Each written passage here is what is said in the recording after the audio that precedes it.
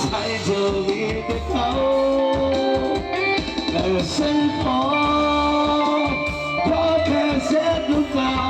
เธอเบาๆในฐานะคนรักเก่าที่คุ้นเคยสโลว์เวอร์ชันใหม่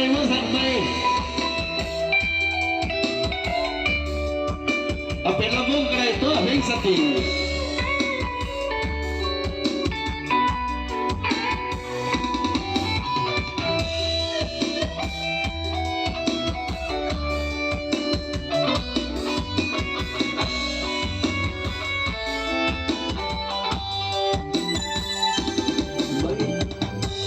ไม่ได้มาเพื่อถือโอกาส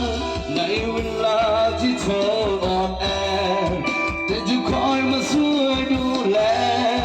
ไม่ได้มาเพื่อแทนใครก็ฉันรู้ว่าฉันแทนเขาไม่ได้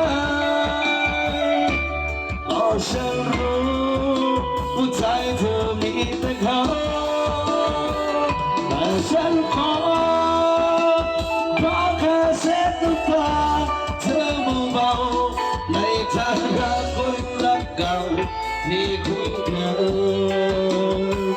และฉันขอแค่เช็ดน้ำตา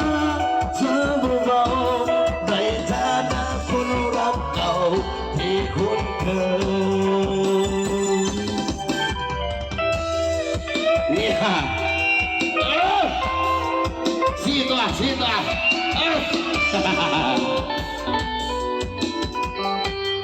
ขอบใจเด้อขอบใจ